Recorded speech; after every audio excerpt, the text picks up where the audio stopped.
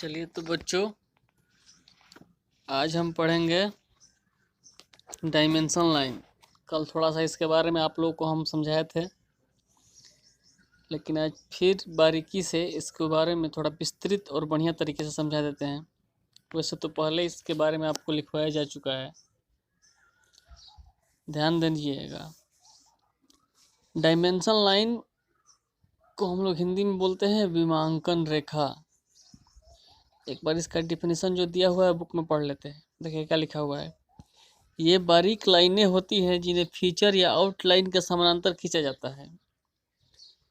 खींचा कहाँ जाता है इसको? जो ऑब्जेक्ट में आउटलाइन या फीचर लाइन होता है ना, उसके समानांतर खींचा जाता है। इनके सिर एरोहेड, डॉट्स या झुकी लाइनों पर विस्तार रेखा पर मिलते हैं। इनके सिर जो है एरोहेड कहाँ मिलते हैं? डॉट्स या झुकी लाइनों, ओब्लिक लाइंस या विस्तार लाइन पर मिलते हैं। एक्सटेंशन लाइन पर जाके इसके एरोहेड मिलते हैं।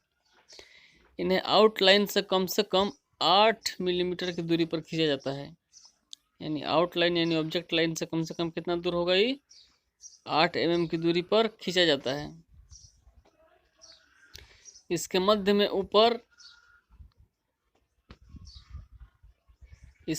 में ऊपर यानी इस लाइन के मध्य में ऊपर हम न्यूमेरिकल वैल्यू लिखते हैं। न्यूमेरिकल वैल्यू मतलब जो अंक में माप होगा ड्राइंग का, 20 mm, 50 mm, 100 mm, 200 mm etc लिखते हैं।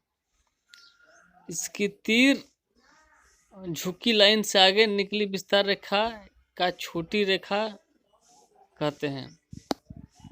आगे लिखा हुआ है कि इसकी तीर जो है वो ऑट या झुकी लाइन से आगे निकली विस्तार रेखा यानी एक्सटेंशन लाइन का छोटी विस्तार रेखा यानी शॉर्ट एक्सटेंशन लाइन भी कहते हैं इसको। जहाँ तक हो सके ये आपस में कटनी नहीं चाहिए, परंतु विशेष परिस्थितियों में आपस में कट भी सकती हैं। देखिए, जहाँ तक मेरी जानकारी है उस हिसाब से कभी भी डायमेंशन लाइन एक दूसरे को काटनी नहीं चाहिए।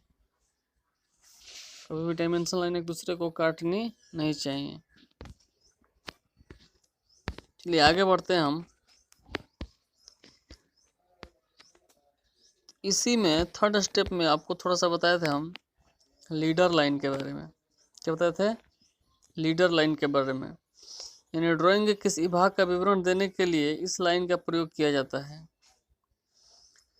लीडर लाइन का यूज कहाँ किया जाता है? ड्राइंग के किसी भाग का विवरण देने के लिए फीचर पर तीर का निशान लगाकर 30 डिग्री से अधिक का कोण पर आगे बढ़ाकर हॉरिजॉन्टल पर मोड़ दिया जाता है। यानी सबसे पहले इस लाइन को 30 डिग्री से अधिक एंगल पर खींचेंगे और उसके बाद हॉरिजॉन्टल प्लेन में मोड़ देंगे। अब इस हॉरिजॉन्टल लाइन पर जरूरत के अनुसार नोट लिख दिया जाता है। जब किसी वृत्त पर लीडर लाइन का एरो हेड लगाया जाता है तो आगे बढ़ने पर यह वृत्त के केंद्र पर मिलना चाहिए। देखिए, जब किसी वृत्त पर लीडर लाइन का एरो हेड लगाया जाता है तो आगे बढ़ने पर वह वृत्त के सेंटर पे मिल जाना चाहिए। देखिए,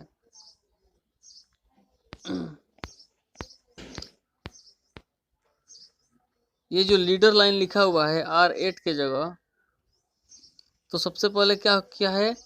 30 डिग्री से एबव पे एक एंगल खींचा है, फिर हॉरिजॉन्टल प्लेन में मोड़ के, और R8 यानी R8 का मतलब इसका रेडियस जो है 8 है, लिख दिया है।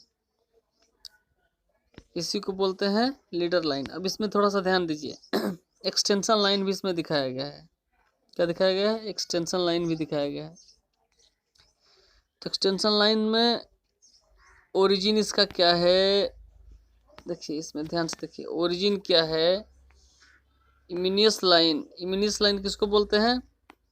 यानी बीच से दो डायमेंशन लाइन जब कटा हुआ है तो एक इमिनियस लाइन है और एरोहेड को एरोहेड दिखाया गया है। ओरिजिन यानी जहाँ पे डायमेंशन लाइन के एरोहेड को सहारा मिलता है, नहीं लगभग एक्सटेंशन लाइन।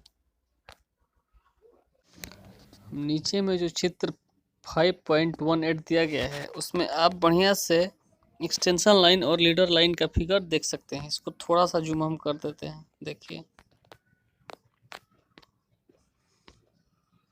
चित्र 5.18 में एक्सटेंशन लाइन और लीडर लाइन दिखाया गया है। अभी लीडर लाइन हम लोग पढ़ लिए। अब देखिए नंबर 4 में लिखा हुआ है विमांकन रेखा की शुरुआत व अंत, यानी organised termination of dimension line, यानी विमांकन रेखा यानी डायमेंशन लाइन कहाँ से शुरू होती है और इसका लास्ट कहाँ होता है। देखिए विमांकन रेखा के दोनों सिरे विस्तार रेखा पर मिलते हैं। विस्तार रेखा मतलब एक्सटेंशन लाइन पर मिलते हैं। विमांकन रेखा यानी डायमेंशन लाइन के दोनों हेड कहाँ मिलते हैं, जाके एक्सटेंशन लाइन पे मिलते हैं।